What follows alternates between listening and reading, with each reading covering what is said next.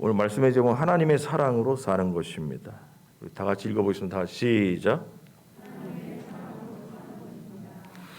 예, 다시 한번 시작. 믿습니까, 여러분? 예, 우리는 하나님의 사랑 때문에 사는 겁니다. 오늘은 사사기 10장 10절에서 18절인데요. 이해를 돕기 위해서 지난주에 했던 6절부터 그냥 읽어보겠습니다. 그냥 이해시키기 위해서 읽는 겁니다. 교도합니다. 이스라엘 자손이 다시 여호와의 목전에 악을 행하여 바알들과 아스타롯과 아람의 신들과 시돈의 신들과 모압의 신들과 암몬 자손의 신들과 블레셋 사람들의 신들을 섬기고 여호와를 버리고 그를 섬기지 아니하므로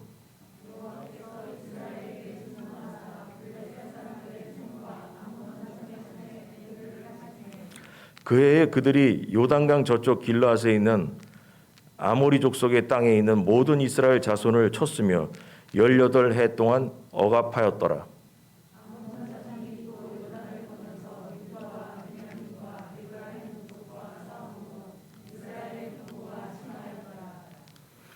이스라엘 자손이 여호와께 부르짖어 이르되 우리가 우리 하나님을 버리고 바알들을 섬김으로 주께 범죄하였나이다 하니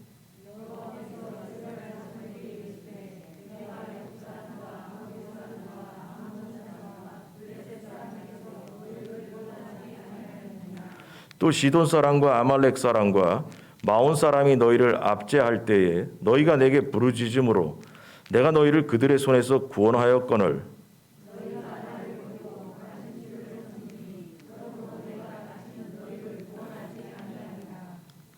가서 너희가 택한 신들에게 부르짖어 너희의 환난 때에 그들이 너희를 구원하게 하라 하신지라.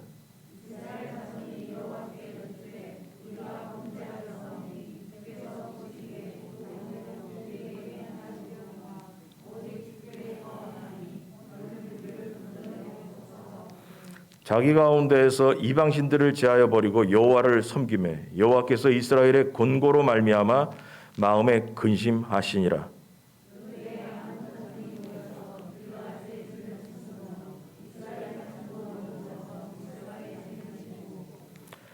같이 합니다. 길르앗 백성과 방백들이 서로 이르되 누가 먼저 나가서 암몬 자손과 싸움을 시작하랴. 그가 길르앗 모든 주민의 머리가 되리라 하니라. 아멘. 지난주까지 말씀을 돌아보면 기드온의 아들 아비멜렉이 죽은 다음에 돌라와 야일이라는 사사가 등장을 했었는데 그 사사들이 23년 또 22년 그래서 도합 45년 동안 사사 노릇을 했는데 내용은 없다라고 지난주에 배웠습니다. 그 앞절에 보니까 내용은 없어요. 무슨 일을 하다가 세월 보냈는지 내용은 없고 45년 동안 사사 노릇하고 지나갔는데 그동안 이스라엘이 45년 생활 동안 가나안의 7 우상을 섬기는 거예요. 그래서 아까 여기 앞에 나온 것처럼 6절에 보니까 바알과 아스타롯과 아람 신들과 해서 7 귀신들을 섬기는 거예요. 그래서 하나님을 떠나버린 겁니다. 그래서 우상 숭배로 다시 돌아가게 되고 그랬더니 하나님께서 분노하셔가지고 여기 보면은 7절에 여호와께서 이스라엘에게 진노하사 블레셋 사람들의 손과 암몬 자손의 손에 그들을 팔아버렸다라는 거예요. 그래서 그 블레셋과 암몬 자손들이 와서 히터 하나 꺼주세요. 들어와 가지고 침략을 해서 이렇게 힘들게 하는 중입니다. 그래서 하나님께서 18년 동안 18해 동안 억압하였더라 8절에 나왔습니다. 그래서 하나님께서 이웃 나라들을 들어서 이스라엘 백성을 힘들게 만들었습니다. 징계했습니다. 오늘 이 본문의 얘기는 암몬 자손들이 쳐들어와서 길르앗이라는 동네에 진지를 구축하고 전쟁 준비에 들어가게 되었습니다. 그래서 이스라엘 백성들은 이제야 고난이 오니까 하나님을 찾기 시작하는 거예요. 그동안 일곱 귀신을 쫓으면서 우상 숭배하던 이 백성들이 이제 그들을 버리고 하나님을 찾아와서 하나님 보고 살려달라고 이제 애고를 하게 됩니다. 오늘 본문의 이야기는 하나님의 사랑 이야기입니다. 하나님의 사랑 이야기. 그 사랑받을 만한 어떤 자격도 없는 이스라엘을 극진히 사랑하신 하나님의 마음이 오늘 본문에 나옵니다. 하나님의 사랑의 마음. 그래서 하나님의 사랑이 어떠한지 그거에 대해서 한번 살펴보도록 하겠습니다. 자, 1번. 은혜를 잊으면 하나님의 사랑에서 멀어집니다. 다 같이 시작. 다시 한번 시작. 예. 이스라엘은 기드온과 아비멜렉이 죽은 다음에 사사 좀 전에 얘기한 돌라와 야일 시대인 45년을 지나면서 하나님을 다 떠나버리기 시작합니다. 그리고는 가나안의 일곱 귀신들을 우상으로 섬기기 시작했습니다. 그래서 하나님의 은혜를 잊어버린 거예요.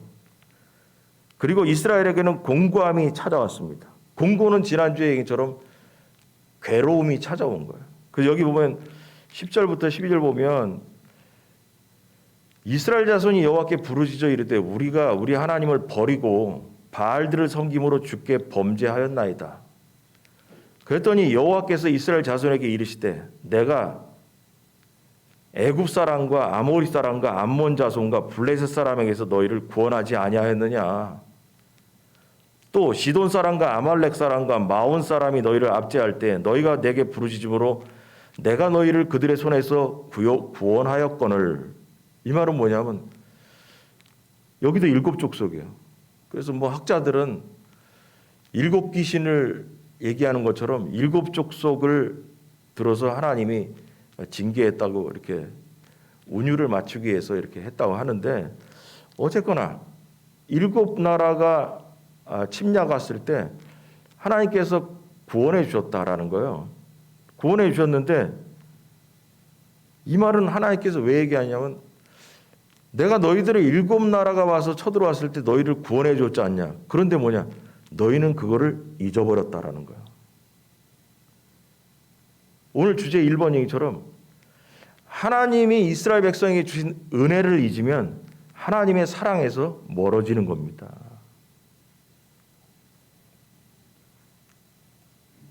하나님의 은혜를 잊어버리니까 이 사람들에게 뭐냐면 곤고함이 찾아왔다라는 괴로움이 찾아왔어요.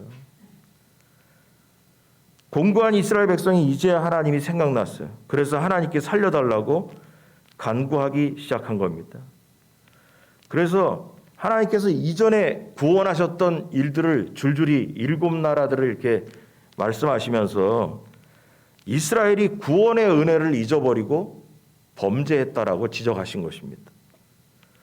전에 베푸신 하나님의 은혜를 잊고 하나님을 배신하고 가나안의 귀신을 섬기러 간 이스라엘을 지적하시고 말씀하시면서 과거의 은혜를 왜 잊었냐고 말씀하시는 거예요. 그럼 우리에게 적용하면 여러분 하나님이 나에게 행하신 구원의 역사를 그 은혜를 잊고 세상을 산다는 것은 바로 하나님을 대적하는 죄라는 것입니다.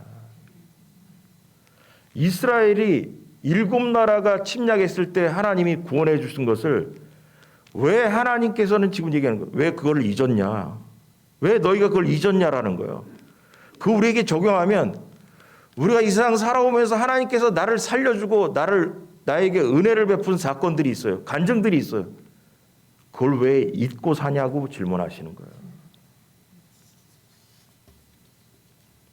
이스라엘도 은혜를 잊었는데 혹시 여러분은 하나님의 은혜를 잊은 적은 없습니까? 이겁니다, 여러분. 이스라엘의 구원의 역사는 한두 번이 아니에요. 7번이었어요. 이 본문에는. 그런데도 하나님 왜 은혜를 잊었냐라는 거예요. 여러분 우리에게도 지금까지 살아오는 세월을 보면 하나님의 구원의 사건은 살아오면서 여러 번이 있었습니다. 그 은혜를 항상 기억하고 있느냐라는 거예요. 더 쉽게 얘기해서 살아오면서 죽을 뻔했을 때가 있다니까요. 하나님의 도움이 없으면 이 자리에 앉지 못했을 사건들이 있었다니까요. 근데 그때뿐이었다라는 거예요. 근데 하나님의 마음은 이거예요. 왜 그것을 기억하며 살지 않느냐라는 거예요. 여러분, 사람은 하나님의 은혜를 잊고 은혜를 잊으면 하나님을 떠나는 겁니다. 이스라엘도 하나님의 은혜를 잊고 하나님을 떠났다라는 거예요. 오늘 본문의 얘기는. 그리고 이스라엘은 다시 하나님을 버리고 우상을 섬기기 시작했습니다. 다시 말해서 은혜를 잊으면 하나님을 떠나가게 되고 그것이 반복되었다라는 거예요. 그럼 우리에게도 저게 하면 이거예요. 하나님께서 나에게 구원의 역사를 베푸신 그 은혜, 간증을 잊어버리면 하나님과 거리가 멀어지게 된다는 거예요. 하나님을 떠나는 순서는 어디서부터 시작되냐? 은혜를 잊어버릴 때 하나님을 떠나기 시작하는 겁니다. 모든 관계는 은혜를 잊는 것에서부터 시작하는 것입니다. 은혜를 잊으면 멀어지는 것이고 멀어지면 떠나는 거죠.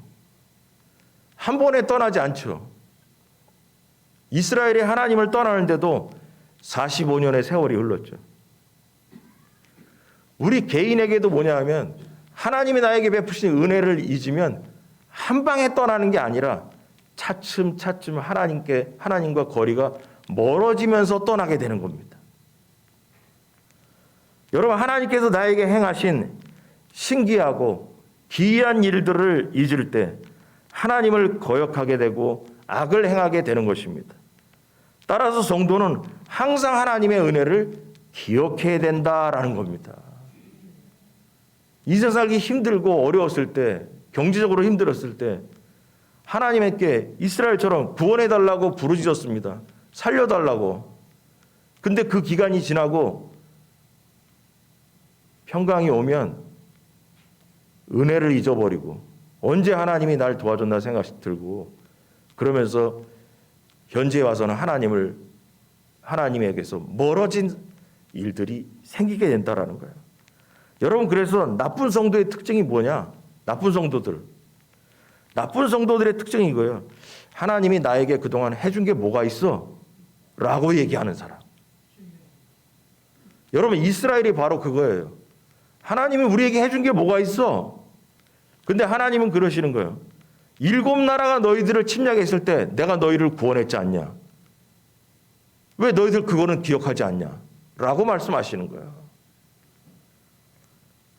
하나님께서 나에게 해준 게 인생 살면서 뭐가 있어? 라고 이렇게 말하는 사람은 이스라엘 백성과 같은 사람인 거예요. 은혜를 잊으면 하나님을 떠난다라는 것입니다.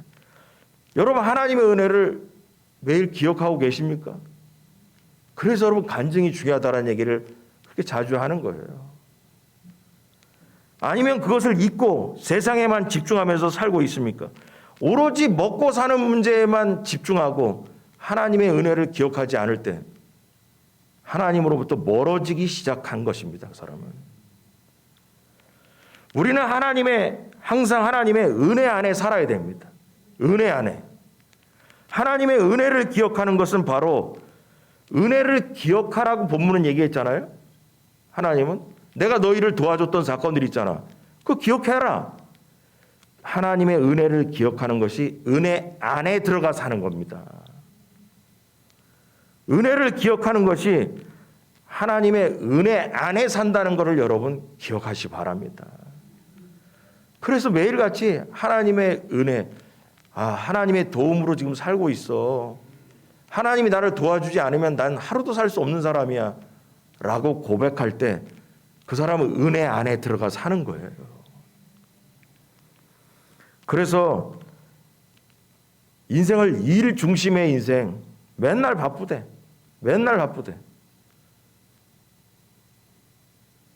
여러분, 바쁘면 있잖아요. 주님 찾기 어렵습니다.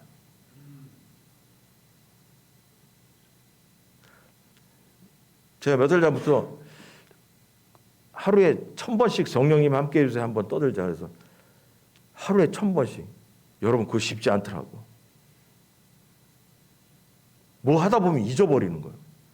그럼 목회자도 이런데 일반인들이 직장 생활하고 할 일 있고 이렇게 뭐 어쩌고저쩌고 하면서 하루에 주님 찾기 한 번이 있기도 쉽지 않다고 생각 들었어요.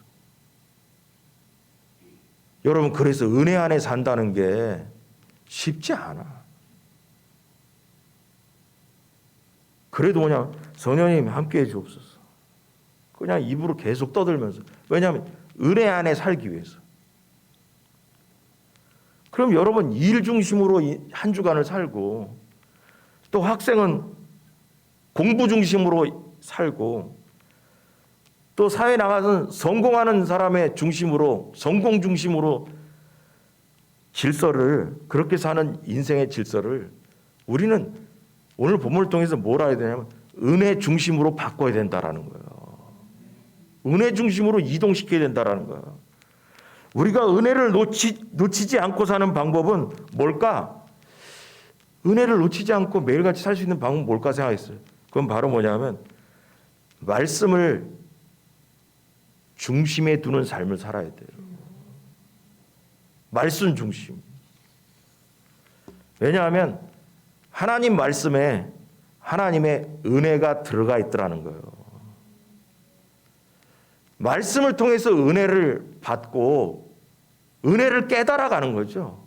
말씀을 통해서. 그래서 말씀에 하나님의 은혜가 기록되어 있기 때문에 말씀을 읽고 말씀을 가까이 하다 보면 하나님의 은혜가 깨달음이 오고 내 안에 도전을 주고 내 마음을 콕콕 찌르죠. 말씀이. 그래서 말씀이 하나님의 은혜를 기억하게 만든다라는 거예요. 그러므로 말씀을 멀리하는 성도는 딱 잘라 얘기합니다. 하나님의 은혜와 멀어진 사람이다. 하나님의 은혜를 필연적으로 잊어버린 사람, 그 사람은 바로 뭐냐? 하나님의 말씀과 멀어진 사람입니다. 그래서 하나님의 은혜 안에 살기 위해서 오늘 본문처럼 은혜를 잊으면 하나님의 사랑에서 멀어진다. 그러면 은혜를 잊지 않는 방법은 뭐냐? 말씀을 가까이 하는 겁니다. 여러분 말씀 속에서 은혜가 충만히 느껴지기를 주의 한절에 축원합니다. 두 번째로 하나님은 사랑 때문에 질투하십니다. 다 같이 시작. 예, 13절 14절 한번 읽어보겠습니다. 너희가 시작.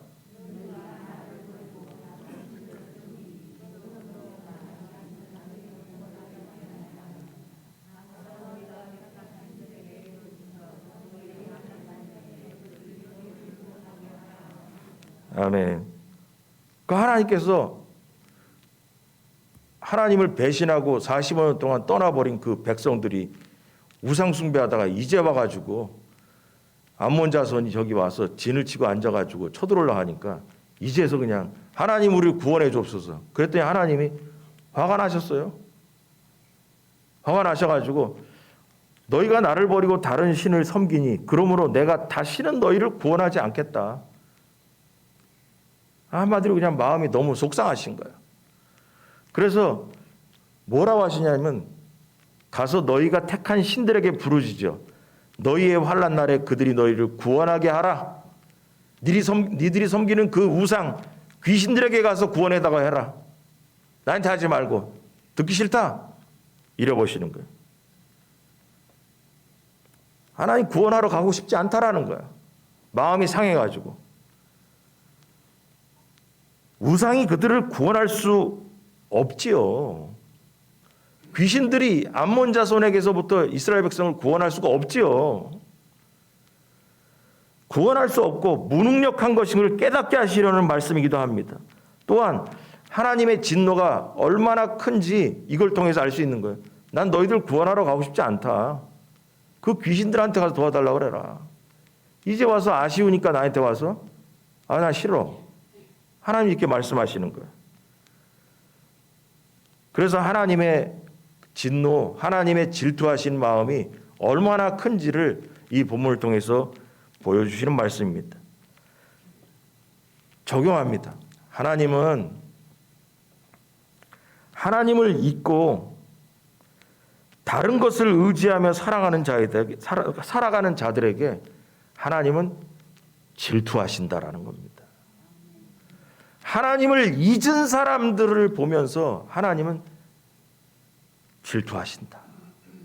마음이 너무 상했다라는 거예요. 성경은 하나님은 인격적인 분이라고 말씀하십니다. 그리고 하나님은 우리와 인격적인 관계를 맺고 싶어 한다는 거예요. 인격적인 관계라는 것은 이게 어렸을 때 인격적인 관계 막 이거 어려웠어요. 이해하기가. 아마 어르신들 이게 뭔 소리인가 이해가 잘 안 올 거예요. 인격적인 관계 어려운 말이에요. 그랬더니 학교 선생님들이 맨날 지정의가 있다. 인격지, 알지자, 머리가 있다. 지식이 있다. 감정이 있다. 하나님은 생각이 있으신 분이고 감정이 있으신 분이고 의지가 있다. 의지는 뭐냐? 이것을 내가 물을 마셔야겠다. 뭘 해야겠다라는 마음에 이 결단, 의지가 있다라는 거예요. 그냥 되는 대로 흘러가는 대로 하는 게 아니라 하나님은 계획도 갖고 계시고 그 계획을 이루고자 하는 그 결단도 있고 그걸 추진하려고 하는 그 의지 그런 게 있다라는 거예요.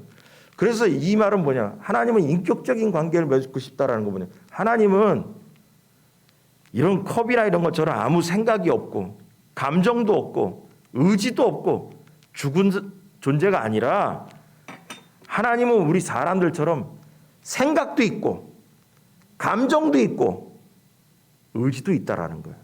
믿습니까, 여러분? 그래서 하나님은 우리를 보면서도 뭐냐면 우리가 여러분 이거 컵 사랑하고 그런 거 아니잖아.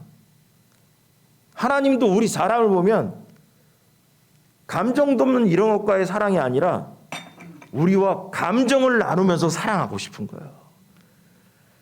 우리가 하나님을 떠나면 하나님은 마음이 상해가서 질투도 하고 우리가 하나님께 매달리면 하나님의 계획을 갖고 우리의 일을 이끌어 가시기도 하고 하나님께서 하시고자 하는 일을 꼭 이루고자 이 세상을 이끌어 가기도 추진하시기도 한다라는 거죠.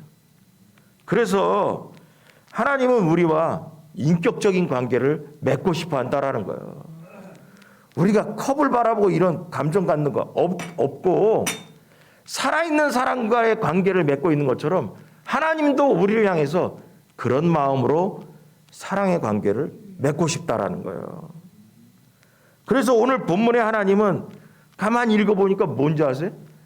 하나님은 감정이 있으신 분이다 라는 겁니다. 하나님은 하나님을 버리고 세상의 다른 것을 향해서 달려가는 사람을 볼 때 하나님은 마음이 너무 아픈 거예요. 아쉬울 때만 와가지고 하나님 도와주세요. 야, 그동안 나 떠났잖아. 나 떠나고 가나안에 7 귀신 섬겼잖아. 그들한테 가서 해라. 이제 와가지고 아쉬우니까 왜 나한테 오고 그러냐. 하나님 질투하시는 거예요. 그동안 왜 하나님께서 너에게 베푸시는 은혜를 모르고 잊어버리고 힘드니까 이제 오냐는 거예요. 그래서 뭐냐? 하나님은 감정이 있으시다. 그냥 오기만 하면 하나님께서 넙죽넙죽 그래 좋아. 그래 내가 너 도와줄게. 아니라는 거예요. 하나님 감정이 있다니까요. 아니라는 거예요. 배신당한 사랑으로 인해서 하나님은 너무나 마음이 아프셨다는 거죠. 그리고 뭐냐? 진노하셨어요. 진노도 뭐야? 감정이에요. 우리에게 적용하면 마땅히 섬겨야 할 하나님을 버리고 세상을 또한 돈을 성공 등을 우상화하는 것을 질투하시는 거예요. 내 마음속에 하나님보다 뭐냐? 돈 버는 게 최고야. 돈 버는 게. 그리고 일거리도 많고 바쁘게 돌아가는 게 최고야. 하나님은 잠시 밀어두고 그러고 와서 자기가 힘들어지고 아쉬울 땐 이제 와가지고 하나님 도와주옵소서. 그랬더니 하나님께서 야, 나 마음이 상했어. 그동안을 날 떠나 있다가 이제 와가지고 도와달라 하니? 나 마음 상했다. 나도 감정이 있다, 나도. 이렇게 말씀하시는 거예요. 우리가 세상에 그러한 돈과 성공, 이러한 것들에 관심이 가 있는 우리들을 향해서 하나님은 그러는 거예요. 나도 감정이 있는 사람이다 그러는 거예요. 나도 감정이 있다라고 말씀하시는 거예요. 분노하시고 질투하시는 거예요. 우리를 너무나 사랑하시기 때문에 하나님 질투하는 줄 믿으시기 바랍니다. 미워서 질투가 아니에요. 사랑해서. 출애굽기 20장 5절. 다 같이 시작.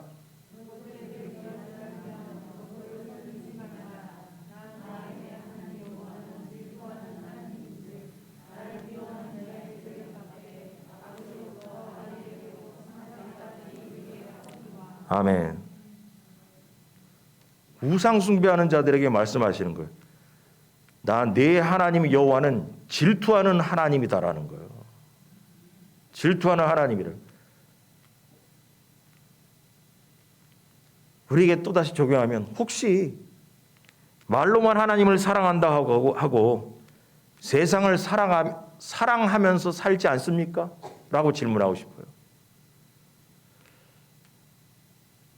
항상 옆에 있는 것 같지만 하나님 옆에 있다라고 폼은 잡고 살지만 마음의 중심은 다른 것에 쏟고 있지 않습니까? 라고 질문하는 거예요.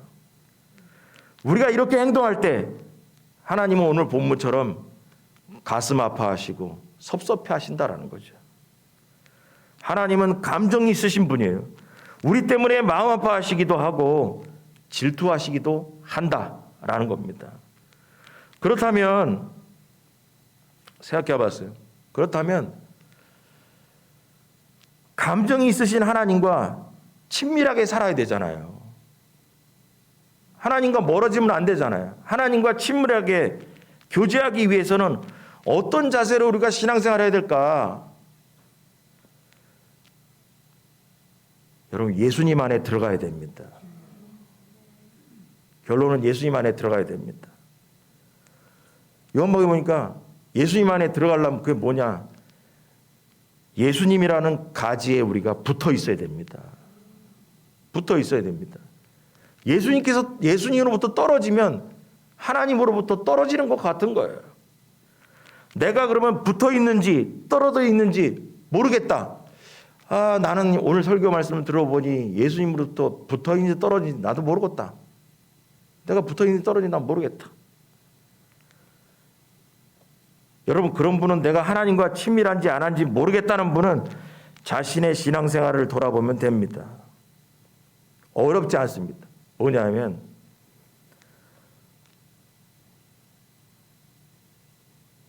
기도하는 분들은 주님과 붙어있는 분들입니다. 주님과 붙어있는 분들은 기도하는 사람들이에요. 여러분, 예를 들면 여러분 자녀들이 다 객지에 나가서 지금 다 삽니다. 다 대도시에 나가서 다 사는데 자녀들과 친하냐 안 친하냐의 요새 기준점이 뭐예요?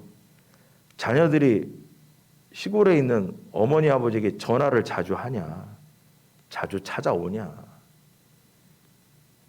자식이 여럿 있어도 몇 달이 지나도 연락 한 번 안 하고 세월만 보내는 친구들이 있다면 부모와 친한 관계가 아니죠. 맞잖아요? 바쁜 세월에 전화라도 자주 해야지. 전화라도 자주 하고 별일 없으시냐고.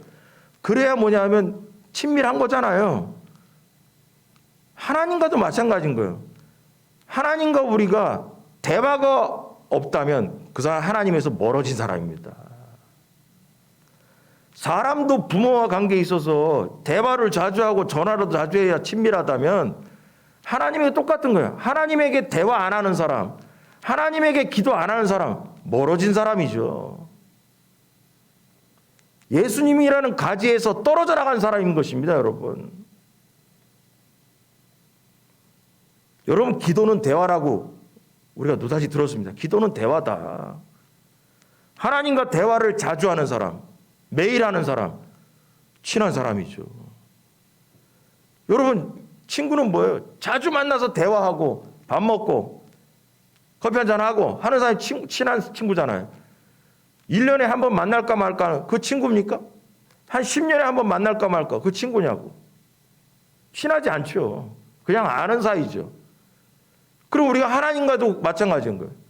매일 하나님 기도하는 사람, 친한 사람이죠, 하나님과. 근데 몇 달에 한 번 필요할 때 자기가 등장해가지고 하나님께 대화하는 거예요. 그 하나님께서 그런 거예요. 야, 그동안은 뭐하고 잊어버냐? 지금 오늘 본문 얘기가 그거예요. 그동안은 뭐 하다가 네가 아쉬울 때 날 찾아왔냐? 이렇게 얘기하는 거죠. 그러면 우리가 어떻게 되냐? 하나님으로부터 떨어지지 않으려면 회복해야 될 게 뭐냐? 대화를 많이 해야 된다. 기도를 많이 해야 된다. 여러분, 그것이 주님과 붙어 있는 거예요. 주님이란 가지에 내가 찰싹 붙어 있는 게 바로 뭐냐? 대화를 많이 해야 된다는 것입니다. 부모에게 연락이 없는 자녀나 하나님께 기도하지 않는 성도나 다를 게 없다라는 거예요. 여러분 부모님들 여기 앉아 있으니까 연락 자주 안 하고 그러면 섭섭할 거야 아마. 섭섭할 거예요. 섭섭하죠. 아니 저기 갑자기 그 생각이 나네. 저희 하이 놈도 결혼한 다음에 몇 달 동안은 일주일에 한 번씩 전화를 하더만 요새 한 2주 저랑 통화를 안 했나 어쨌나. 그 속으로 그런 생각이 이놈 봐라. 이거 둘이 사는 게 재밌나. 아니, 저도 그런 생각이 잠깐 들었는데 하나님은 오죽하겠어. 다를 게 없다 이거. 다를 게 없다 이거예요. 기도 생활을 계속하는 성도는 하나님과 친밀한 관계다라는 거예요. 그래서 세상과 친밀하지 말고 하나님과 친밀하기 바랍니다. 그래야 하나님 질투하지 않으십니다. 그래야 하나님께 하나님 제가 지금 뭐가 일이 생겼거든요. 그러면 그래 내가 빨리 도와줘야지. 아니 이런 관계가 돼야 되는데 하나님 좀 도와주세요 했더니 야 그동안 뭐하고 이제 와가지고 아쉬울 때 오냐? 오늘 본문처럼 이렇게 말씀하시면 할 말이 없잖아요. 아니 그동안 다 잊어버리고 있다가 아쉬우니까 이제 오냐? 얼마나 그 난감합니까? 친하면 뭐예요? 언제든지 나한테 어려운 일 있으면 도와달라고 해라. 내가 언제든지 도와줄게. 이런 관계가 하나님과 내가 돼야 되는데 오늘 본문 보니까 야 45년 동안 나를 떠났다가 이제 와가지고 도와달라고 하냐? 이 얘기가 나온 거예요. 본문이 보니까. 그래서 우리가 회복을 해야 되는데 그렇다고 뭐 끊으란 얘기입니까? 그러면 안 되지. 질투하게 하나님을 만들지 말라는 거예요. 그래서 하나님에게 붙어 있으려면 대화하는 성도가 되길 주님이 간절히 축원합니다. 마지막으로 하나님을 사랑하면 변화되어야 합니다. 다 같이 시작. 다시 한번 시작. 예. 여기 이제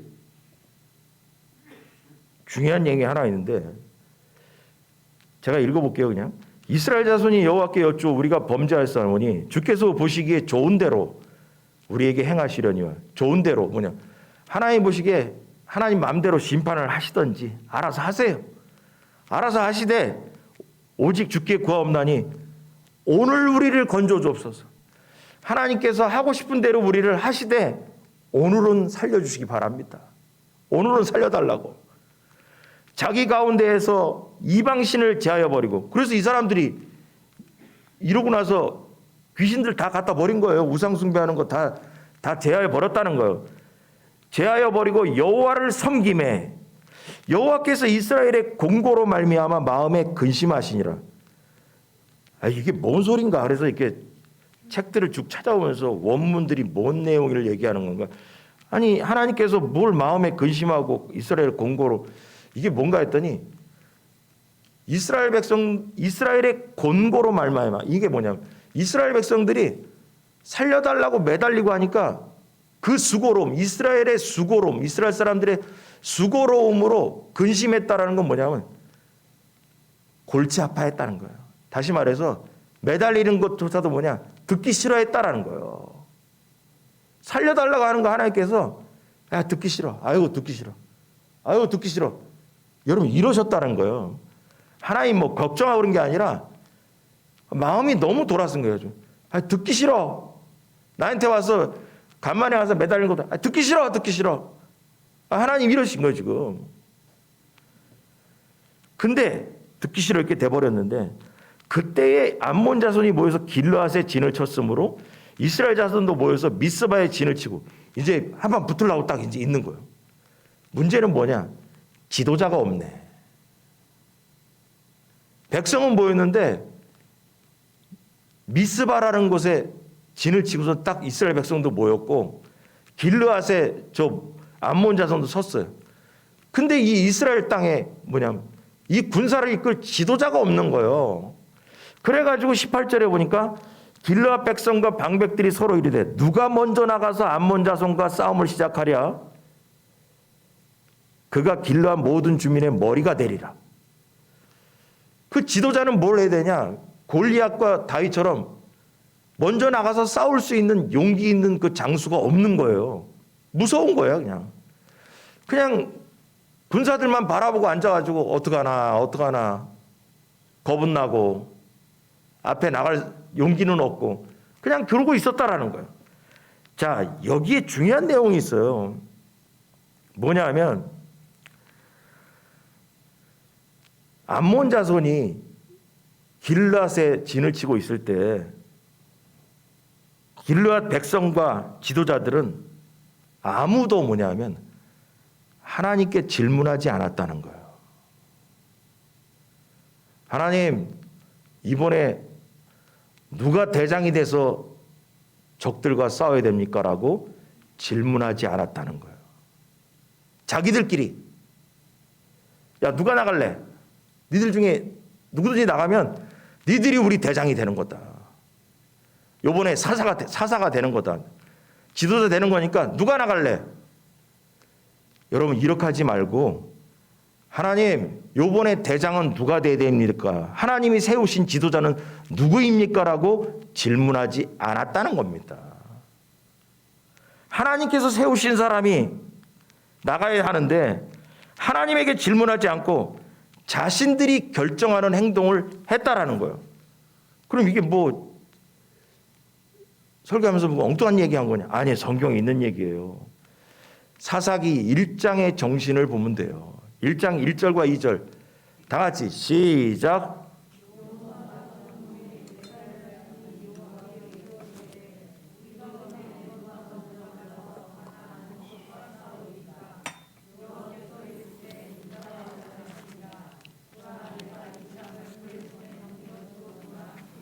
아멘. 이게 돼야 되는 거예요. 여호수아가 죽은 다음에 여호수아 하나님이 세웠잖아요. 여호수아가 죽은 다음에 지도자가 없는 거예요. 그래서 뭐냐? 이스라엘 자손이 여호와께 여쭈어 이르되 우리 가운데 누가 먼저 올라가서 가나안 족속과 싸우리까? 여호와께서 이르시되 유다가 올라갈지니라. 보라, 내가 이 땅을 그의 손에 넘겨주었노라 하시니라. 여러분, 하나님께서는 지도자를 세운 게 뭐예요? 하나님이 선택한 사람을 세워서 인도하게 하시는 거예요. 근데 이스라엘 백성은 하나님이 세우신 사람이 누굽니까? 라고 질문하지 않고 백성들에게 누가 먼저 나갈래? 자기들이 결정했다는 겁니다. 여기에서 앞으로 등장하는 입다라는 사람이 나옵니다.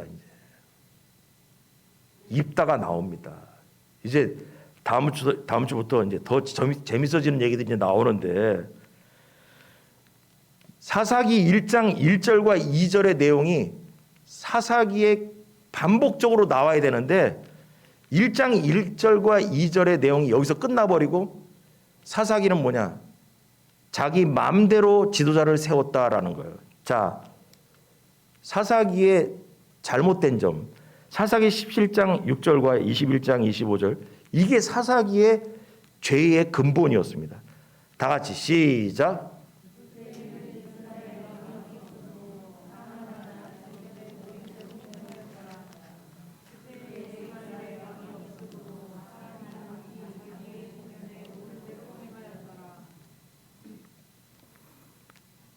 하나님의 뜻대로 하행하였다가 아니라 이스라엘 백성의 의견대로 일을 처리했다라는 거예요.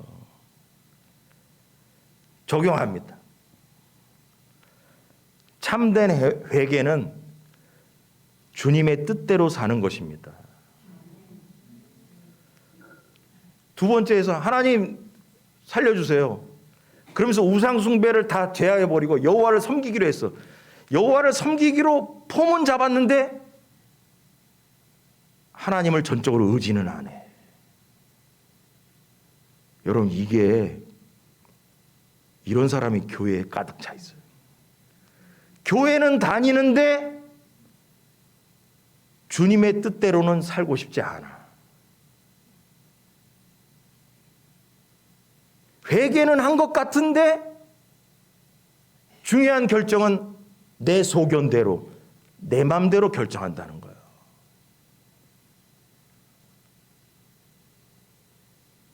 여러분, 이스라엘은 우상은 버렸지만 중심은 안 버렸어요. 우상을 버렸으니까 앞으로의 결정, 하나님의 뜻대로 해야 되는데 앞으로의 결정은 내 맘대로 하겠다는 거예요. 원래는 우상을 버리고 나서 하나님의 뜻을 구했다라고 돼야 정답이 되는 거예요. 오늘 본문이 우상을 제하여 버렸다. 우상을 여기 보니까 16절, 자기 가운데 이방신들을 제하여 버리고 여호와를 섬기매. 자, 여호와를 섬겼어요. 그 다음에는 어떻게 되냐? 암몬 자손이 길앗 진을 치고 미스바에 이스라엘도 진을 쳤을 때 미스바에서 뭐 해야 되냐? 누가 먼저 나갈래가 아니라 거기서 기도해야 되죠. 하나님, 누가 먼저 나갈까요? 하나님 생각에는 누굽니까? 라고 질문했어야 되죠. 여러분, 여호수아서의 몇 가지 그 결론 우리 기억해 보세요. 잘못된 점 뭐였냐? 교훈이 여호와께 묻지 아니하고 그거였어요. 여리고성을 치고 이긴 다음에 간이 부어가지고 그 다음부터 하나님께 안 물어보죠. 여호수아가. 그래서 아이성 전투에서, 조그만 그 아이성 전투에서 패하는 거예요. 왜냐? 여호와께 묻지 아니하고. 이게 우리에게 큰 거예요. 신앙생활하면서 여호와께 묻지 아니할 때 인생 망하는 겁니다. 하나님의 뜻을 구하지 않았다는 거예요. 여러분, 그래서 하나님의 입장에서 보면 이스라엘은 완전한 회개를 한 것이 아니다라는 거예요. 겉은 바뀌었지만 근본은 바뀌지 않았다라는 것입니다. 여러분, 오늘의 본문처럼 신앙생활하는 사람 아주 많이 있습니다. 겉모양은 예수님을 믿는 것 같지만 인생은 내 마음대로 삽니다. 인생의 여러 가지 문제를 하나님께 질문하지 않고 내가 결정합니다. 기도는 무슨 그것까지 물어봐. 그것까지 뭐 하나님께 뭐 물어봐. 내가 알아서 하면 되지. 하나님께 물어본다는 생각조차도 없이 살아요. 인생은 그냥 내가 결정하는 거야. 뭐 애들 문제나 뭐 저기 내 인생 문제나 다 내가 결정하는 거지. 뭐 그 일일이 다 기도해서 뭐 응답받고 그러냐. 여러분, 성경은 하나님은 응답 받으라는 거예요.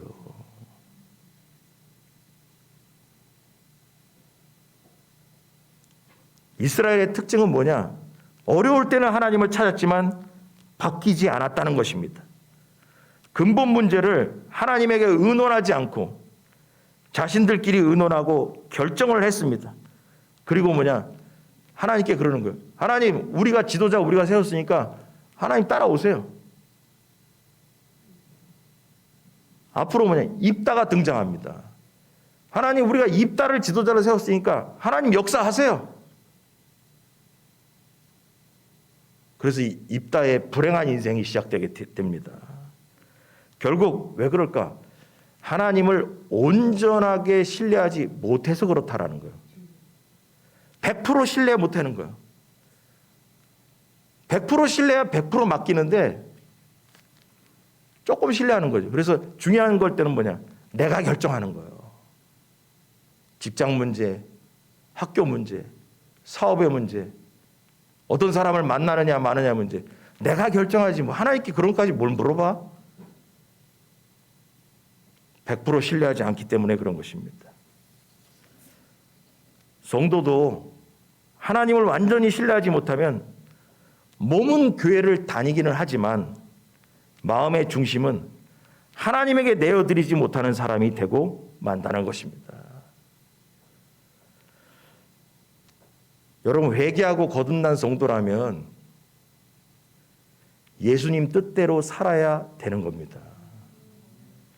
회개한 이스라엘이라면 하나님 뜻대로 살아야 되는 겁니다. 그래서 우리는 예수님의 뜻이 무엇인지에 대해서 항상 질문해야 됩니다. 이것이 진정으로 회개한 성도의 마땅한 모습이다라는 것입니다. 내 뜻을 죽이고 예수님 뜻대로 사는 것이 여러분 쉬운가? 마음대로 쉽지도 않아요. 생각해 보니까. 그러나 성경은 그렇게 하라고 합니다. 쉽지 않은 것 같지만 그렇게 하라고 합니다. 성경을 볼까요? 우리가 왜 어떻게 해서 예수님의 뜻대로 살 수 있는 방법이 어떻게 나와 있을까? 갈라디아 5장 24절. 다 같이 시작.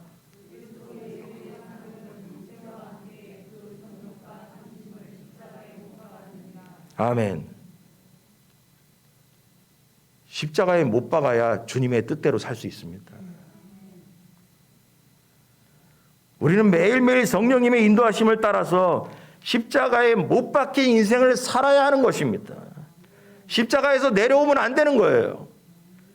우리는 십자가에서 죽어야 하고 예수님은 십자가에서 부활하셔야 됩니다. 나는 십자가에서 죽어야 되고 예수님은 다시 살아나셔야 됩니다. 그래서 뭐냐? 예수님의 뜻이 살아나야 되죠. 나는 십자가에서 내 뜻을 박아서 죽여야 되고 예수님은 십자가에서 예수님의 뜻이 살아나야 되죠. 결론은 뭐냐? 내가 십자가에 박혀서 안 죽어서 그렇습니다. 안 죽어서 내 뜻이 살아있는 겁니다. 나는 죽고 예수님께서 사셔야 됩니다. 그래야 내 뜻대로가 아닌 주님 뜻대로 살 수가 있는 겁니다. 믿습니까, 여러분? 설교 준비하다 옛날 노래가 생각났어요. 한번 연습했는지 모르겠다. 설교 준비하다 옛날에 주님 뜻대로 살기로 했네. 이 노래가 생각나는 거예요. 자, 해보겠습니다. 천천히.